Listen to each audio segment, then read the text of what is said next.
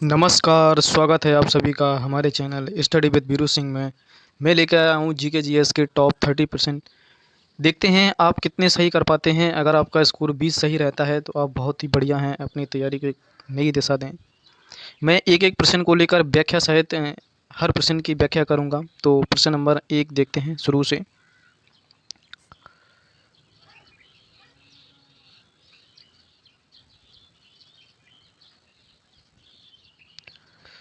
प्रश्न नंबर 1 कह रहा है कि ब्रिटिश इंडिया कंपनी द्वारा, जो ब्रिटिश इंडिया कंपनी थी उसके द्वारा लड़े गए निम्नलिखित युद्धों में से कौन सा युद्ध सर्वाधिक निर्णायक था?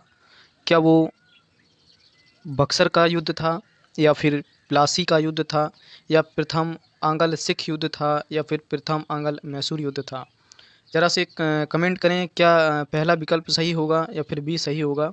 ज़रा सा आप लोग कमेंट करके बताएं कि जो ब्रिटिश इंडिया थी उसके द्वारा लड़े गए युद्धों में से कौन सा सर्वाधिक निर्णायक युद्ध था? ज़रा सा बताएं।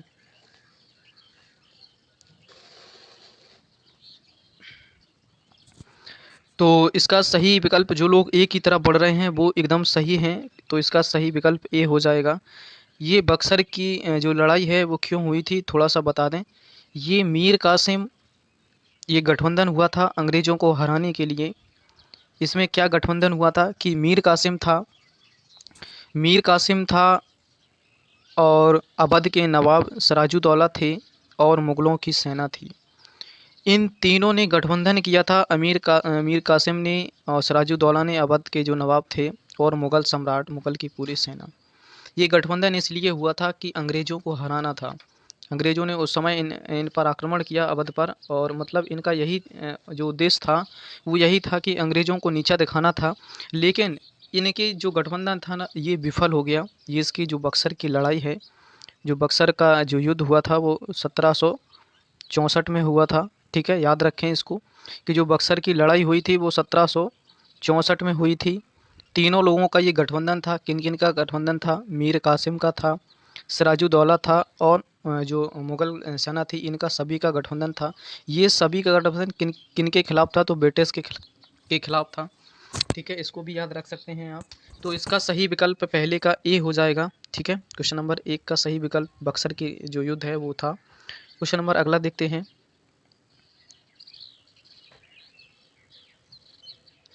क्वेश्चन नंबर दूसरा है कि अगस्त 1947 में स्वतंत्रता दिवस के समारोह में निम्नलिखित में से कौन सा नेता इसमें सम्मिलित नहीं हुआ था?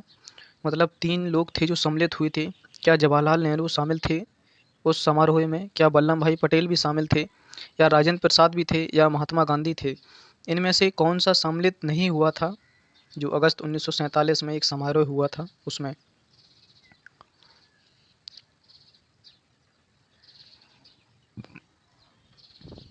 तो इसका सही विकल्प हो जाएगा बी, महात्मा गांधी जी शामिल नहीं हुए थे उस समारोह में, तो इसका बी विकल्प सही हो जाएगा। क्वेश्चन नंबर अगला देखते हैं। क्वेश्चन नंबर थर्ड है कि जो पहला समाचार पत्र था उद्दंत मार्टन 1886 में हुआ था। ये बहुत ही इंपॉर्टेंट प्रश्न है, इसको स्टार लगा लें। ठीक है, डबल स्टार लगा लें। ये हिंदी में भी पूछा जाता है, और जीके जीएस में जो समाचार पत्र पत्रिकाएँ पूछी जाती हैं उनमें ये ट्रेंडिंग क्वेश्चन रहता है कि जो उदंत मार्तंड जो 1826 में जो प्रकाशित हुआ था समाचार पत्र, इसके लेखक कौन थे और ये कहाँ से प्रकाशित होता था? क्या ये कोलकाता से होता था, या पटना से होता था, या इलाहाबाद से होता था, या फिर लखनऊ से होता था? ये कहाँ से प्रकाशित होता था और इसके संपादक कौन थे, ये भी पूछ लिया जाता है। यहाँ तक कि इस समाचार पत्र में बहुत सारे क्वेश्चन बन जाते हैं। क्वेश्चन यही पूछ देगा कि जो उदंत मार्तंड पुस्तक था ये कब प्रकाशित हुआ? तो 1826 में हुआ। ये कहाँ से प्रकाशित हुआ? तो इसका सही जवाब हो जाएगा कि ये कोलकाता से प्रकाशित हुआ। इसके संपादक पूछेगा तो इसके संपादक हैं जुगल किशोर। ठीक है, इसके संपादक हैं जुगल किशोर, और ये 1826 में प्रकाशित हुआ। ठीक है, ये कलकत्ता से प्रकाशित हुआ। इसके जुगल किशोर जो संपादक थे वो थे। तो इसके तीनों चीज़ें, चारों चीज़ें याद रखें कि ये कहाँ से प्रकाशित हुआ? कोलकाता से हुआ। कब हुआ? 1826 में हुआ। इसके संपादक कौन थे? तो जुगल किशोर थे। ठीक है, क्वेश्चन नंबर अगला देखते हैं। क्वेश्चन नंबर 4 है कि निम्नलिखित में से कौन लगातार 6 वर्ष तक भारतीय राष्ट्रीय कांग्रेस के अध्यक्ष रहे? मतलब 6 सालों तक लगातार कांग्रेस के अध्यक्ष रहे हैं, ऐसा प्रश्न पूछ रहा है। क्या वो जवाहरलाल नेहरू थे, या जी के गोखले थे, या दादा भाई नौरोजी थे, या फिर ये तुम्हारे अबुल कलाम आज़ाद थे। तो इनमें से सही विकल्प कौन सा है, ज़रा सा चुनें, जिन्होंने अपनी लगातार 6 वर्षों तक सेवा दी है राष्ट्रीय कांग्रेस में। तो इसका सही विकल्प, चौथे का सही विकल्प क्या हो जाएगा? तो लोग जो भी विकल्प बी की तरफ जा रहे हैं वो एकदम सही हैं। क्वेश्चन नंबर 4 का बी, ठीक है। जो कलाम साहब थे उनका कार्यकाल हुआ था 1940 से 46 तक, ठीक है, याद रखें। कलाम साहब ही लगातार 6 वर्ष तक राष्ट्रीय कांग्रेस के अध्यक्ष रहे, ठीक है। क्वेश्चन नंबर अगला देखते हैं। क्वेश्चन नंबर 5 है कि निम्नलिखित राज्यों में से कौन सा राज्य बांग्लादेश से अपनी सीमा नहीं लगाता। मतलब जो कौन सा राज्य है निम्नलिखित में से जो बांग्लादेश से अपनी सीमा नहीं लगाता, ठीक है। इंपॉर्टेंट प्रश्न है कि बांग्लादेश से कि अपनी जो सीमा है वो किससे नहीं साझा करता, ठीक है। यहाँ से बांग्लादेश से एक प्रश्न हमेशा पूछा जाता है, तो याद रखें, ठीक है। क्या असम से सीमा नहीं लगाता, या मेघालय से, या नागालैंड से, या मिजोरम से? सही विकल्प बताएं। तो जो लोग विकल्प बी की तरफ जा रहे हैं वो एकदम सही हैं। उनका जो क्वेश्चन है, उनकी अप्रोच है वो एकदम सही है। तो 5 का विकल्प भी सही हो जाएगा, नागालैंड। याद रखें कि जो बांग्लादेश की सीमा है वो सर्वाधिक राज्यों से लगती है, असम से भी लगती है, मेघालय से भी लगती है, और ये मिजोरम से भी लगती है। तो इसका पूछ रहा था, सही विकल्प है नागालैंड, और ये एकमात्र राज्य है जिसकी राजकीय भाषा इंग्लिश है, ठीक है, अंग्रेजी है। याद रखें, क्वेश्चन बहुत ही ट्रेंडिंग रहा है, पूछा भी जाता है कि निम्नलिखित में से कौन सा राज्य है जिसकी राजकीय भाषा अंग्रेजी है, तो नागालैंड है, ठीक है, याद रखें। बांग्लादेश से और एक प्रश्न बनता है कि बांग्लादेश की सीमा कितनी है और कितने राज्यों से लगती है, तो सर्वाधिक राज्यों से बांग्लादेश की सीमा लगती है। ये भी प्रश्न पूछा जाता है कितनी सीमा लगती है, तो 4096 किलोमीटर, इसको भी याद रखें। और अगर ये नहीं पूछता कि सर्वाधिक सीमा किसकी लगती, तो पूछ लेगा कम सीमा किसकी लगती है, तो कम सीमा लगती है अफगानिस्तान की 106 किलोमीटर, ठीक है। क्वेश्चन नंबर 5 देखें, समझ में आ रहा है ना कि क्वेश्चन कुछ नहीं है, क्वेश्चन बस ये पूछा था कि कौन सा राज्य है जो बांग्लादेश से अपनी सीमा नहीं लगाता, तो वो नागालैंड ही ऐसा राज्य है जिससे सीमा नहीं लगाता, ठीक है। अब नागालैंड से एक प्रश्न मैंने और मतलब आप लोगों को एक्स्ट्रा बता दिया कि इसकी राजकीय भाषा क्या थी, अंग्रेजी थी, ठीक है। और अब तीसरा प्रश्न बताया मैंने कि सर्वाधिक सीमा, स्थलीय सीमा किसकी लगती है, तो बांग्लादेश की लगती है। कितनी लगती है? 4096 किलोमीटर। अगर ज़्यादा नहीं पूछेगा तो मैंने कम का भी बता दिया कि सबसे कम स्थलीय सीमा किसकी लगती है, तो अफगानिस्तान की लगती है। कितनी लगती है? 106 किलोमीटर, ठीक है। इतने सारे प्रश्न थे, याद रखें। कहूँ तो मैं दोबारा से रिपीट कर दूं कि बांग्लादेश किसकी सीमा नहीं लगाता, नागालैंड से सीमा नहीं लगाता, ठीक है। सर्वाधिक सीमा किससे लगती है? सभी से लगती है, असम, मेघालय, मिजोरम, ठीक है। बांग्लादेश की जो स्थलीय सीमा है वो सर्वाधिक है, 4096 किलोमीटर है, ठीक है। सबसे कम पूछें तो अफगानिस्तान की है, 106 किलोमीटर है, याद रखें थोड़ा सा इनको भी। क्वेश्चन नंबर अगला देखते हैं। क्वेश्चन नंबर ये कह रहा है कि भारत का सर्वाधिक आबादी वाला द्वीप कौन सा है। मतलब ऐसा कौन सा जो द्वीप है उस पर जनसंख्या सबसे ज़्यादा है। क्या वो मांजुली द्वीप है, क्या लक्षद्वीप है, क्या अंडमान द्वीप है, या फिर सॉल्सेट द्वीप है। आप लोग सभी जानते हैं उसको, उस शहर का नाम है माया नगरी। अब आप लोग सही विकल्प कर लेंगे, मुझे उम्मीद है, आशा है कि उस शहर को माया नगरी कहा जाता है। लोग अपने सपनों को लेके जाते हैं वहाँ और कुछ ना कुछ ज़रूर बन जाते हैं, ऐसा उस माया नगरी का जाल है। तो उसका सही विकल्प 6 का डी हो जाएगा, सॉल्सेट द्वीप, ठीक है। सॉल्सेट द्वीप के बारे में बात करें तो इस पर मुंबई बसा है, ठीक है। इस पर क्या बसा है? इस पर मुंबई बसा है। इस द्वीप पे मुंबई स्थित है और ये मुंबई सर्वाधिक जनसंख्या वाला बोल सकते हैं शहर है मुंबई, ठीक है। तो इसका सही विकल्प हो जाएगा डी, सॉल्सेट। पूछ रहा था भारत का सर्वाधिक आबादी वाला द्वीप है सॉल्सेट, इस पे बसा है शहर माया नगरी मुंबई, ठीक है। यहाँ से भी एक प्रश्न पूछा जाता है मांजुली द्वीप से भी कि मांजुली द्वीप एक ज़िला ऐसा है कि जहाँ पर ये द्वीप स्थित है, मांजुली द्वीप। ये कहाँ स्थित है? ये असम में स्थित है। ये किस पर स्थित है? तो ब्रह्मपुत्र नदी पर स्थित है। किस पर स्थित है? ब्रह्मपुत्र नदी पर स्थित है, याद रख सकते हैं आप। इससे भी मांजुली द्वीप से भी असम में स्थित है, ब्रह्मपुत्र नदी पर स्थित है। और इसका सही विकल्प हो जाएगा सॉल्सेट द्वीप, सर्वाधिक आबादी वाला जो इस पे माया नगरी स्थित है मुंबई। अगला क्वेश्चन देखते हैं। ये बहुत ही सिंपल प्रश्न है जो सभी लोग कर लेंगे, मुझे आशा है इस बात की। और जो लोग गलत करते हैं तो उन्हें पढ़ने की बहुत ही ज़्यादा आवश्यकता है, क्योंकि ऐसे प्रश्नों को गलत नहीं करते हैं, ठीक है। तो बांग्लादेश में प्रवेश करने पर गंगा नदी को किस नाम से जाना जाता है? लोहित, काली गंगा, नवा गंगा या पद्मा? ठीक है, तो इसका सही विकल्प पद्मा हो जाएगा। क्वेश्चन नंबर अगला देखते हैं। क्वेश्चन नंबर ये कह रहा है कि भारत में जो एग्रो इकोलॉजिक जोन्स हैं, मतलब बोल सकते हैं कृषि पारिस्थितिकी क्षेत्र हैं, उनको कितने भागों में बांटा गया है? क्या वो को 15 जोन में डिवाइड किया गया है, या 19 या 17 या 20? क्वेश्चन नंबर 8 का सही विकल्प बताएं।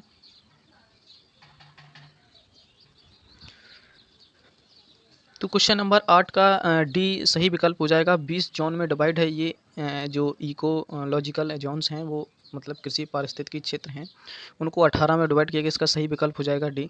बात करते हैं कि रेलवे जोन्स की बात करते हैं, तो अभी हाल ही में 18 मंडल बने हैं, याद रखें। 18वां मंडल कौन सा बना है? तो विशाखापट्टनम बना है। ये भी थोड़ा सा याद रखें, बहुत ही इंपॉर्टेंट प्रश्न है, पूछा गया है पेपरों में कि हाल ही में रेलवे जोन का 18वां मंडल कौन सा बना है?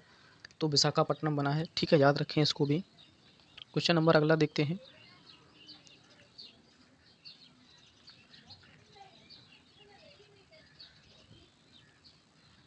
क्वेश्चन नंबर 9 कह रहा है, ये बहुत ही घिसा पिटा हुआ क्वेश्चन है और कई परीक्षाओं में पूछा गया है। क्वेश्चन कह रहा है कि निम्नलिखित स्थानों में से भागीरथी और अलकनंदा, ये दो नदियां हैं, कहाँ आके मिलती हैं? ये बहुत ही मतलब फेमस क्वेश्चन हो चुका है, यहाँ तक कि सभी इसका सही विकल्प चुन लेंगे, मुझे आशा है इस बात की। क्या देवप्रयाग है, या विष्णु प्रयाग है, या कर्णप्रयाग है, या रुद्रप्रयाग है? तो इसका सही विकल्प क्या है? तो वो स्थान है देवप्रयाग, जहाँ पे इन दोनों का मिलन होता है और गंगा का निर्माण होता है। ठीक है, याद रखें इस बात को। 9 का ए सही विकल्प हो जाएगा। ठीक है, इन दोनों का स्थान के जो मिलन होता है उसको ही हम देवप्रयाग बोलते हैं, और यहीं से गंगा का निर्माण होता है। क्वेश्चन नंबर इतना ही पूछा गया था। क्वेश्चन नंबर अगला देखते हैं। क्वेश्चन नंबर ये कह रहा है कि जो पृथ्वी सम्मेलन +5 का आयोजन कहाँ हुआ?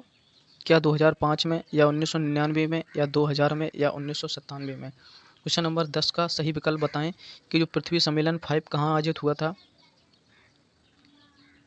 तो इसका सही विकल्प हो जाएगा डी 1997। क्वेश्चन नंबर 11 देखते हैं। क्वेश्चन नंबर 11 कह रहा है कि निम्नलिखित में से कौन सा भारत का बायोडाइवर्सिटी हॉटस्पॉट नहीं है? मतलब क्या होता है बायोडाइवर्सिटी? मतलब जैव विविधता हॉटस्पॉट। ठीक है, सर्वाधिक जैव विविधता की बात करें, सर्वाधिक जैव विविधता शांति घाटी में पाई जाती है, और ये शांति घाटी कहाँ स्थित है? तो केरल में स्थित है, याद रखें। केरल में थोरियम भी पाया जाता है, याद रखें। केरल नारियल के लिए प्रसिद्ध है। ठीक है, याद रखें इस बात को। सबसे पहले मानसून केरल में ही आता है 1 जून के समथिंग। क्वेश्चन ये पूछ रहा था कि भारत का जो बायोडाइवर्सिटी हॉटस्पॉट है वो इनमें से नहीं है। क्या हिमालय नहीं है, या उत्तरी पूर्व भारत नहीं है, या विंध्य नहीं है, या पश्चिमी घाट नहीं है? तो मतलब 3 हैं। सही विकल्प का चुनाव आप कर सकते हैं, तो करिए फटाफट। तो जो लोग बी की तरफ जा रहे हैं वो एकदम सही हैं, तो इसका सही विकल्प हो जाएगा बी। बता दें कि भारत में हॉटस्पॉटों की संख्या 4 है। क्वेश्चन नंबर 12 देखते हैं कि निम्नलिखित में से किसे भारत रत्न से पुरस्कार नहीं दिया गया? मतलब जो भारत रत्न है वो इनमें से किन्हें नहीं मिला है? क्या सुभाष चंद्र बोस को नहीं मिला है, या प्रणब मुखर्जी को नहीं मिला, या महात्मा गांधी को नहीं मिला, या नाना देशमुख को नहीं मिला? तो भारत रत्न जो पुरस्कार है, जो सर्वोच्च पुरस्कार है, जिसे बाबा साहब को भी दिया गया था, और भी कई सारे लोगों को दिया गया है, इन्हें मरणोपरांत दिया गया था बाबा साहब को। तो क्वेश्चन नंबर 12 देखते हैं कि मतलब क्या है कि भारत रत्न किसे नहीं दिया गया। क्वेश्चन नंबर 12 देखते हैं। तो इसका सही विकल्प जो लोग भी लगा रहे हैं वो एकदम सही है। महात्मा गांधी जी को ही जो भारत रत्न पुरस्कार है ये नहीं मिला था। महात्मा गांधी से बात करते हैं कि महात्मा गांधी ने जो सत्याग्रह था, पहला सत्याग्रह 1917 में था, चंपारण सत्याग्रह। इस चंपारण सत्याग्रह से ही इनकी सत्याग्रह की शुरुआत हुई। ये पहला सत्याग्रह था, बहुत ही परीक्षाओं में पूछा गया है, मतलब परसेंट ट्रेंडिंग में रहता है। लोग गलत भी करते हैं इसको, गलत कैसे कर लेते हैं कि पूछा गया कि महात्मा गांधी जी का जो पहला सत्याग्रह था वो चंपारण था, खेड़ा था, अहमदाबाद था, और भी उनके 4 जो आंदोलन थे, असहयोग आंदोलन, जो भी करके ये लगा देते हैं, लेकिन वहाँ भी लोग गलत कर लेते हैं। जबकि क्वेश्चन बिल्कुल इजी है, सरल है कि जो चंपारण सत्याग्रह था महात्मा गांधी जी का बिल्कुल पहला था, और ये तिनकठिया पद्धति पर आधारित था। मतलब ये तिनकठिया पद्धति क्या थी कि 3/20 कृषि जो खेती थी उस पर नील की खेती की जाती थी, उसको ही बंद करने के लिए इन्होंने आग्रह किया था, सत्याग्रह किया था। ये इनका पहला सत्याग्रह था और यहीं से इनके सफ़र की शुरुआत हुई थी महात्मा गांधी जी की। याद रखें, इनका पहला सत्याग्रह चंपारण था। क्वेश्चन नंबर अगला देखते हैं। क्वेश्चन नंबर 13 कह रहा है कि निम्नलिखित राष्ट्रीय आंदोलनों में किसकी तिथि सही नहीं है। मतलब आप लोगों को चुनना है कि सही नहीं है, वो कौन सा जो तिथि है वो सही नहीं है। क्या भारत छोड़ो आंदोलन 1940 में हुआ था? क्या सविनय अवज्ञा आंदोलन 1930 में हुआ था या असहयोग आंदोलन 1920 में हुआ था? प्रथम जो स्वतंत्रता संग्राम था कि 1897 में हुआ था? इनकी तिथि को मैच करना है कि कौन सा तिथि सही लिखा हुआ है।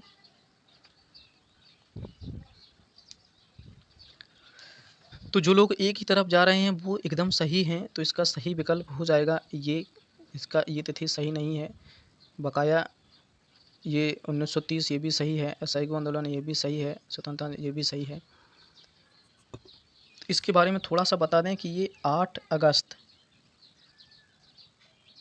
1942 को शुरू हुआ था। ठीक है, 8 अगस्त 1942 को शुरू हुआ था। ये कहाँ से शुरू हुआ था? तो ये बम्बई से शुरू हुआ था। बम्बई में वो जगह थी ग्वालियर टैंक, वहाँ से इसको शुरू किया गया। इसको हुआ था ये मतलब 8 अगस्त 1942 को। जब ये अगस्त में शुरू हुआ था तो इसी का नाम पड़ गया था अगस्त क्रांति। क्या नाम पड़ गया था? अगस्त क्रांति। ठीक है, मतलब इसका नाम अगस्त क्रांति पड़ गया क्योंकि ये अगस्त में शुरू हुआ था। पूछा जाए कि अगस्त क्रांति से क्या संबंध है, तो भारत छोड़ो आंदोलन का ही उपनाम है। इसको अगस्त में शुरू होने से इसका नाम अगस्त क्रांति भी पड़ गया। ठीक है, यही फेमस नारा जो महात्मा गांधी जी ने दिया था, करो या मरो, करो या मरो का जो नारा था महात्मा गांधी जी ने यहीं पर दिया था। सबसे पहला जो नारा था करो या मरो यहीं दिया गया था। ठीक है, याद रखें इसको। तो इसका सही विकल्प हो जाएगा मतलब 1940। ये कब शुरू हुआ था? तो 8 अगस्त 1942। ठीक है, इसे अगस्त क्रांति कहा गया क्योंकि अगस्त में शुरू हुआ। ये कहाँ शुरू हुआ था? तो बम्बई के ग्वालियर टैंक में शुरू हुआ था। यहीं पे प्रसिद्ध नारा महात्मा जी ने दिया था कि करो या मरो। ठीक है, करो या मरो का नारा दिया था, ये गांधी जी ने ही दिया था। इसी में पूछा जाता है कि इसके वायसराय कौन थे जब ये शुरू हुआ था, इस समय वायसराय कौन थे? तो लॉर्ड लिन लिथगो। ठीक है, अब इसे कैसे याद रख सकते हैं कि इस समय कौन सा वायसराय था? तो लास्ट में आ रहा है गो, लॉर्ड लिन लिथगो। ठीक है, ये गो आ रहा है ना, गो गो मानी होता है जाना। जाना क्या मतलब? छोड़ो। ठीक है, गो गो मानी जाओ, मतलब विदेशियों से हम कहते हैं ना जाओ, मतलब भारत छोड़ो आंदोलन। ये क्यों था? इसीलिए था, अंग्रेजों से कह रहे थे कि भारत छोड़ो। जब छोड़ो मतलब गो गो मानी जाओ। तो इस समय ऐसे भी याद रख सकते हैं लॉर्ड लिथ गो, गो जिसमें गो गो मानी जाना, कौन जाओ? अंग्रेज लोग जाओ। ठीक है, इस समय वायसराय कौन थे? लॉर्ड लिथ गो मानी जाना। करो या मरो का नारा महात्मा गांधी जी ने दिया। ये शुरू हुआ था 8 अगस्त 1942 को। कहाँ शुरू हुआ था? बम्बई के ग्वालियर टैंक में। ठीक है, इसके बारे में और करो मरो का नारा था, ये अगस्त में शुरू हुआ, तो इसको बोलते हैं हम कि अगस्त क्रांति के नाम से जाना जाता है। ठीक है, क्वेश्चन नंबर अगला देखते हैं। थोड़ा सा इसमें और बता दें कि जो असहयोग आंदोलन शुरू हुआ 1920 में हुआ था। चौरी चौरा कांड जो हुआ था बहुत ही फेमस घटना है। इनमें 23 से 24 मतलब गोरखपुर में हुआ था। इसमें पुलिस वालों को मतलब बंद करके उसमें आग लगा दी गई थी। ये असहयोग आंदोलन गांधी जी ने शुरू किया था 1920 में। ये 1922 में समाप्त कर दिया गया, मात्र 2 साल चला। तो ये चौरी चौरा कांड का ही वजह था, इससे ये बंद कर दिया गया 5 फरवरी। ये सन बहुत ही पूछा जाता है, याद रखें इसको। 5 फरवरी 1922 को ये चौरी चौरा कांड शुरू हुआ और इसको बंद कर दिया गया। किसको? असहयोग आंदोलन को बंद कर दिया गया इसी घटना की वजह से। ठीक है, याद रखें। मतलब महात्मा गांधी जी ने ये कहा था कि हमने मतलब ऐसे जघन्य कार्य के लिए ऐसा ये नहीं किया था कि आप लोगों ने इतनी बड़ी जो क्रूरता की है, इसके लिए असहयोग आंदोलन को बंद कर दिया गया, जो जो इन्होंने हिंसा की है। मतलब इसकी घटना पूछी जाए चौरी चौरा कांड की तो 5 फरवरी 1922 गोरखपुर से हुआ था। याद रखें इसको भी, असहयोग आंदोलन बंद कर दिया था। यहीं से रिलेटेड एक प्रश्न और भी आता है कि मतलब जो नाइटहुड की उपाधि थी वो रविन्द्रनाथ टैगोर ने वापस कर दी थी। क्यों कर दी थी? जलियांवाला जो हत्याकांड हुआ था 13 अप्रैल 1919 को, वो कांड को देखते हुए रविन्द्रनाथ टैगोर ने नाइटहुड की उपाधि वापस की थी। और भी सारे कई तथ्य हैं जो मैं बताता रहूँगा आप लोगों को अलग से। क्वेश्चन नंबर अगला देखते हैं। कि निम्नलिखित में से कौन सा एक भारत के जो राष्ट्रीय जलवायु परिवर्तन कार्य योजना के 8 मिशनों में शामिल नहीं है। मतलब जो राष्ट्रीय जलवायु परिवर्तन कार्य योजना के जो 8 मिशन थे, क्या उनमें शामिल नहीं था? क्वेश्चन नंबर 14 देख सकते हैं आप। सौर शक्ति भी शामिल था, वनीकरण भी और अपशिष्ट से ऊर्जा परिवर्तन, ये सभी शामिल थे। ये नाभिकीय शक्ति शामिल नहीं था, तो इसका सही विकल्प हो जाएगा सी। क्वेश्चन नंबर अगला देखते हैं। क्वेश्चन नंबर 15 कह रहा है कि यमुना एक्शन प्लान औपचारिक रूप से कब शुरू किया गया? क्या 1991 में या 93 में या 92 में या 94 में? जो गंगा जो पूछा जाता है ना, यमुना एक्शन प्लान, ठीक है, कब शुरू किया गया था? 1991 में, 92 में, 93 में, 94 में? तो 15 का सी सही विकल्प हो जाएगा 1993, ठीक है। तो 15 का सही विकल्प हो जाएगा 1993। यमुना एक्शन प्लान 1993 में शुरू किया गया। अगला प्रश्न देखते हैं। क्वेश्चन नंबर यहाँ से बहुत ही आता है, आप सभी लोग अभिरण को पढ़ें, टेट वाले और सुपर टेट वाले, और भी कई जो हैं पेट वाले। यहाँ से एक क्वेश्चन तुम्हें ज़रूर मिलेगा अभिरण से, तो ज़रूर पढ़ें, ठीक है। तो इनको मिलाते हैं, कौन सा सुमेलित नहीं है ये पूछा है, मतलब कौन सा नहीं है। बांदीपुर कर्नाटक में, बिल्कुल सही बात है। राजा जी उत्तराखंड में, ये भी सही है। जो सिमलीपाल उड़ीसा में है, ये भी सही है। जो पिन वैली जम्मू कश्मीर में नहीं है, ये हिमाचल प्रदेश का हिस्सा है, हिमाचल प्रदेश में पड़ता है, ठीक है। तो पिन वैली हिमाचल प्रदेश में, तो इसका सही विकल्प हो जाएगा डी का, ये जम्मू कश्मीर में ना होके कहाँ पर है? हिमाचल में, ठीक है, याद रखें। क्वेश्चन नंबर 16 का डी सही विकल्प हो जाएगा। क्वेश्चन नंबर 17 देखते हैं।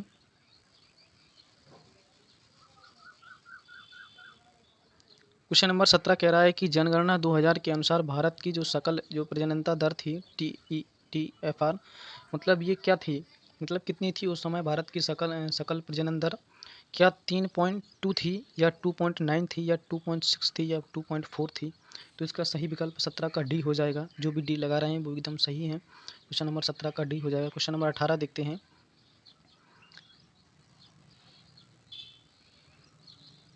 क्वेश्चन नंबर 18 है कि निम्नलिखित राज्यों में से किसमें 2011 जनगणना के अनुसार पुरुष और स्त्री साक्षरता के प्रतिशत दरों में न्यूनतम अंतर था? क्या वो मेघालय था, क्या मिजोरम था, या केरल था, या नागालैंड था? मिजोरम, मेघालय, केरल, नागालैंड, तो इसका सही विकल्प क्या हो जाएगा? तो इसका सही विकल्प सी। जो लोग भी लोग मेघालय लगा रहे हैं वो एकदम सही है। सबसे ज़्यादा साक्षरता दर केरल में है, याद रखें। क्वेश्चन नंबर 19 देखते हैं। क्वेश्चन नंबर 19 कह रहा है कि जो हर ज़िले में जो कस्तूरबा गांधी बालिका विद्यालय योजना है वो कब शुरू की गई? क्या 2004 में या 10 में या 5 में या 12 में? ये जो योजना थी वो कब शुरू कर दी गई? तो इसका सही विकल्प हो जाएगा ए। ये 2004 में शुरू की गई थी, लेकिन आगे चलकर 2007 में इसका विलय हो गया। किस में विलय हो गया? सर्व शिक्षा अभियान में इसका विलय हो गया, ठीक है, याद रखें। सर्व शिक्षा अभियान में इसका विलय हो गया। 2004 में इस योजना को शुरू किया गया था। ये SC, ST और OBC की जो बच्चियों के लिए योजना थी, ठीक है। क्वेश्चन नंबर अगला देखते हैं। क्वेश्चन नंबर 20 कह रहा है कि निम्नलिखित सब्जियों में से सर्वाधिक विटामिन सी पाया जाता है। विटामिन सी भी एक प्रश्न आता है, तो अब सभी लोग पढ़ें इनको। तो आप लोगों को सही विकल्प मतलब मिल गया होगा, इसका उम्मीद करता हूँ। क्या मिर्च में पाया जाता है विटामिन सी? क्या कुम्हेड़े में, या मूली में, या मटर में? तो जो भी लोग विकल्प ए की तरफ जा रहे हैं वो एकदम सही हैं। इसका विकल्प ए सही हो जाएगा, मिर्च में। बहुत ही परीक्षा में पूछा गया है कि प्रचुर मात्रा में विटामिन सी किस में पाया जाता है? प्रचुर मात्रा में जो विटामिन सी वो किस में पाया जाता है? आंवला में, ठीक है, याद रखें। खट्टे फलों में विटामिन सी पाया जाता है, ठीक है। ये इसका जो मतलब बोल सकते हैं इसका भंडारण नहीं होता है, ये जल में घुलनशील है, ठीक है, याद रखें इसको। सर्वाधिक जो प्रचुर मात्रा में विटामिन सी किस में पाया जाता है? आंवला में पाया जाता है, मिर्च में पाया जाता है, खट्टे फलों में पाया जाता है, याद रखें। विटामिन सी से क्या होता है कि दांत और मसूड़े मजबूत होते हैं, याद रखें। क्वेश्चन नंबर अगला देखते हैं। येलो बैन मोजेक गंभीर बीमारी है, मतलब येलो मानी क्या होता है? येलो बैन मोजेक बीमारी किसकी है? क्या बैंगन की है, मटर की है, भिंडी की है, पत्ता गोभी की है? क्वेश्चन नंबर 21 का सही विकल्प हो जाएगा ये भिंडी की है। येलो जो बैन मोजेक है, येलो मानी क्या होता है? पीला, इसका पत्ता जो पीला हो जाता है, तो पहचान कर लेते हैं कि येलो बैन मोज़ेक बीमारी से ये ग्रसित है। भिंडी का जो पत्ता होता है वो पीला पड़ जाता है, तो इसका सही विकल्प बी हो जाएगा। ठीक है, अभी तक मैंने आप लोगों से लाइक, सब्सक्राइब कुछ भी इसके विषय में बात नहीं किया है। मैं जानता हूँ आप लोगों का समय बहुत ही कीमती है, लेकिन मैं इतना ज़रूर कहना चाहूँगा कि थोड़ा-सा भी अगर आप लोगों को अच्छा लगता है, तो लाइक और कमेंट ज़रूर करें। इससे हमें मोटिवेशन मिलता है कि हाँ, कोई तो है जो मेरे वीडियोज़ को देख रहा है और पढ़ रहा है। आप कृपया करके आप कमेंट ज़रूर करें, लाइक ज़रूर करें, सब्सक्राइब ज़रूर करें। सब्सक्राइब करने से बस थोड़ा-सा मोटिवेशन मिलता है कि कितने लोग मेरा परिवार का हिस्सा बनते हैं। ठीक है, तो लाइक, सब्सक्राइब ज़रूर करें। क्वेश्चन नंबर अगला देखता हूँ। क्वेश्चन नंबर 22 है। क्वेश्चन नंबर 22 कह रहा है, क्वेश्चन नंबर 22 थोड़ा-सा ज़ूम कर दूँ। क्वेश्चन नंबर 22 कह रहा है, निम्नलिखित में से किसके कारण टमाटर का रंग लाल होता है? मतलब ये तो बच्चों वाला प्रश्न है, बहुत ही मतलब पहले ट्रेंडिंग में रहता था एग्ज़ामों में, लेकिन अब ये इतना घिस-पिट गया है कि सभी लोगों की ज़ुबान पर होता है लाइकोपेन। ठीक है, तो बिना ऑप्शन किए मैं इसको सही करता हूँ। ठीक है, लाइकोपेन इसका सही विकल्प हो जाएगा। ठीक है, क्वेश्चन नंबर अगला देखते हैं, नहीं थोड़ा-सा इसी में देखते हैं। जो एंथ्रोसाइनिन होता है ना, सेव का लाल रंग है, किसका है? सेव का, याद रखें। जो कैरोटीन है ना, ये गाजर का लाल रंग है, किसका रंग है? गाजर का। ये कैप्सिसिन है ना, ये मिर्च का तीखापन है इससे, मिर्च का तीखापन। जो अपन को कड़वाहट लगती है वो कैप्सिसिन के कारण लगती है। चारों विकल्प का जो पोस्टमार्टम था मैंने कर दिया है, ऐसे ही विस्तृत व्याख्या के साथ। हर वीडियो को मैं कोशिश करता हूँ कि हर वीडियो की विस्तृत व्याख्या कर सकूँ। तो मैं एक्स्ट्रा फैक्ट भी बताता चलता हूँ आप लोगों को। तो क्वेश्चन नंबर ये पूछ रहा था 22 कि टमाटर का जो लाल रंग होता है वो किसके कारण होता है? तो टमाटर का जो सही विकल्प हो जाएगा डी, लाइकोपेन हो जाएगा। ठीक है, याद रखें इसको। अब ऑप्शन में और भी थे, जैसे कैप्सिसिन था तो मिर्च का जो तीखापन था उसके कारण था। एंथ्रोसाइनिन था, सेव का लाल रंग होता है इससे।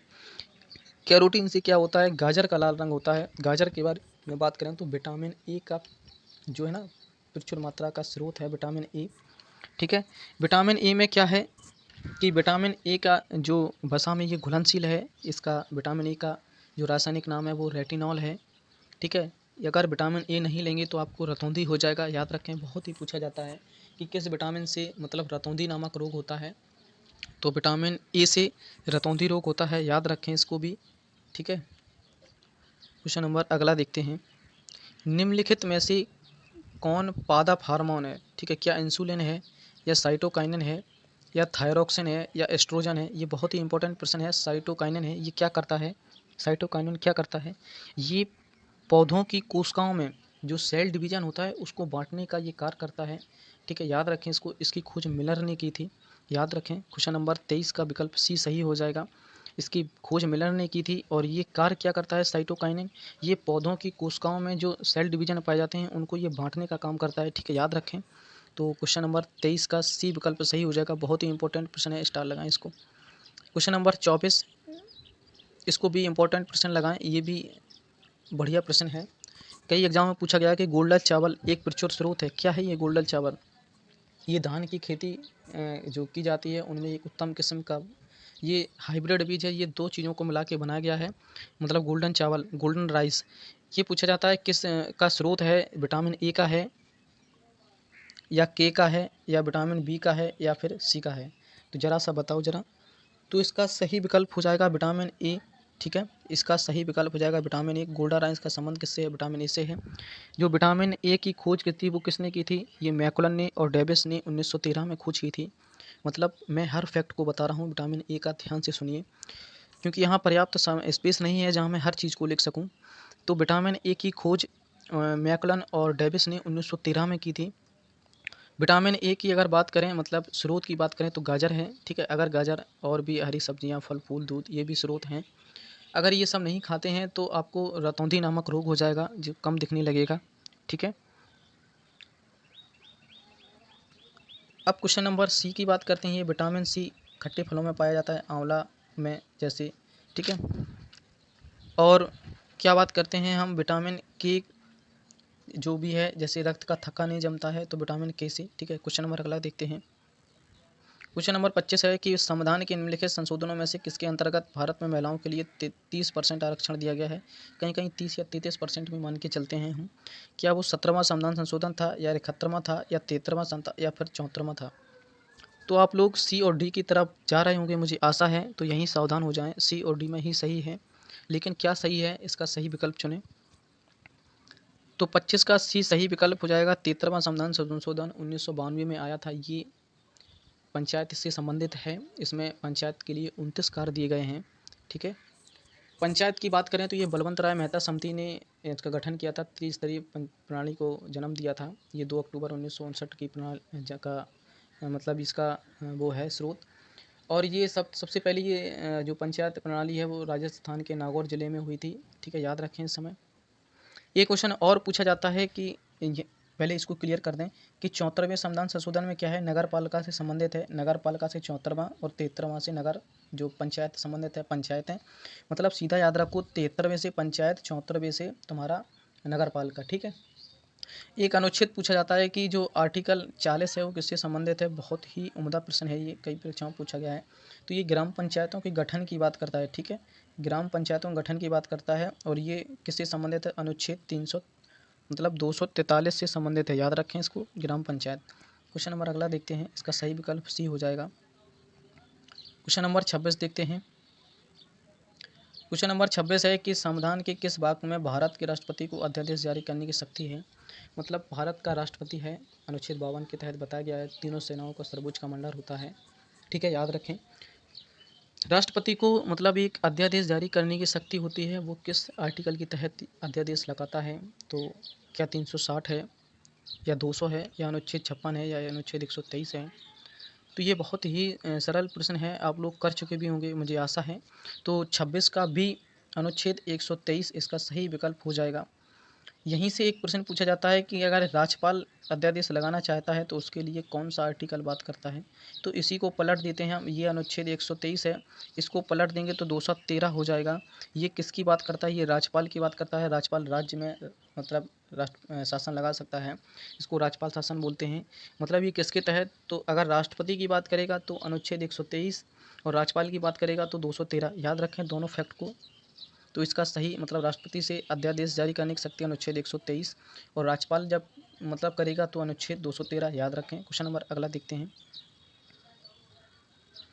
क्वेश्चन नंबर 27 है कि हरित खेती में सन्निहित है, क्या जैविक खेती एवं बागवानी पर जोर है। क्वेश्चन नंबर 27 देखते हैं, क्या बागवानी और पुष्प कृषि पर ध्यान केंद्रित करते समय जो कीटनाशक और रासायनिक उर्वरकों से बचाव है।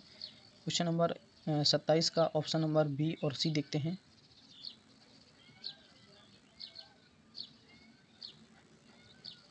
क्वेश्चन नंबर 27 के विकल्प सी है, समेकित कीट प्रबंधन, समेकित पोषक पदार्थ एवं समेकित जल संसाधन अनुच्छेद। अरे वो क्वेश्चन खाद्य फसलों, बागवानी और पुष्कृत पर जोर।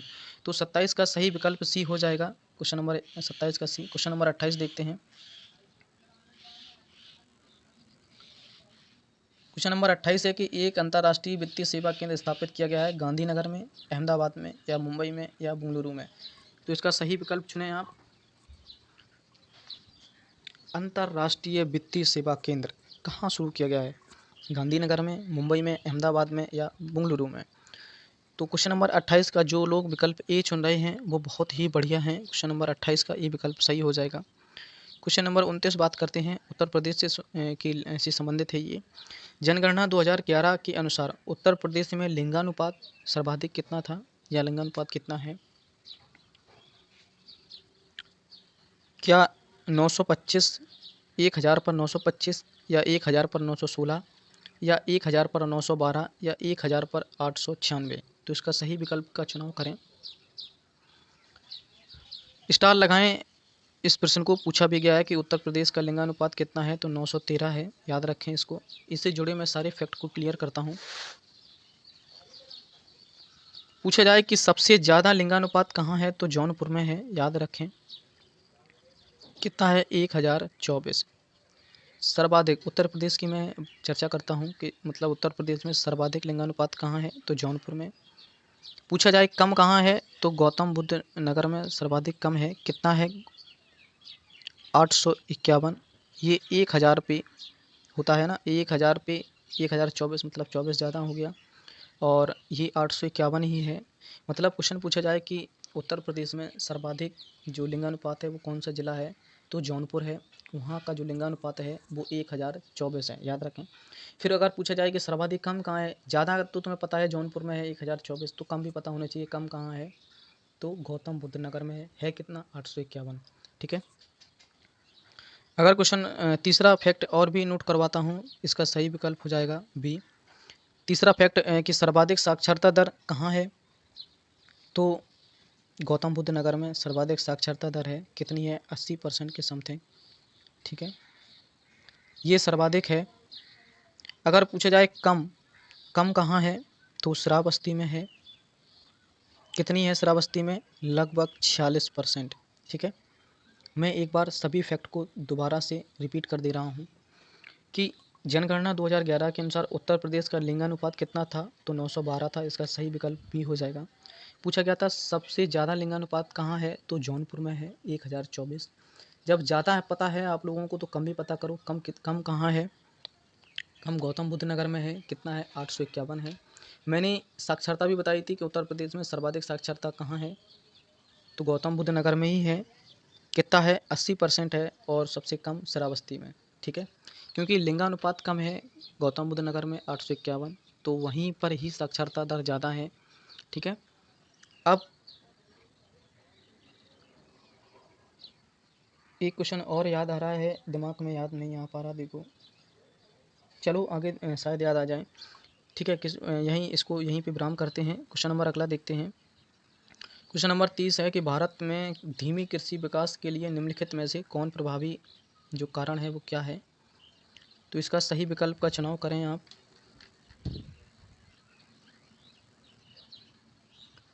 कि भारत में कृषि विकास गति के लिए कौन प्रभावी कारण है, मतलब भारत में कृषि की जो विकास की दर है उसका जो प्रभावी कारण है वो क्या है। क्या ग्रामीण निर्धनता है, या फिर शहरी निर्धनता है, या कुशल श्रमिक नहीं है, या शहर से गांवों की ओर पलायन करना, ये भी क्या कृषि के लिए प्रभावी कारण बन सकता है, तो सही विकल्प का चुनाव करें। तो 30 का सही विकल्प हो जाएगा ए, ग्रामीण निर्धनता, इसका सही विकल्प ए हो जाएगा। तो ये टॉप 30% थे, आपने अपना स्कोर चेक किया होगा, पढ़ते रहें कितना आया है। मैं आशा करता हूँ कि अगर आप सभी लोगों का 15 से 18-19 तक है तो आप बढ़िया, बहुत ही बढ़िया हैं, और पढ़ने की ज़रूरत है। तो अभी तक आप लोगों ने मेरे चैनल को सब्सक्राइब नहीं किया है तो सब्सक्राइब कर लें, ताकि हर वीडियो का नोटिफिकेशन आप तक को समय से मिल सके। आज के लिए इतना पर्याप्त है, अपना और अपनों का ख्याल रखें। जय हिंद।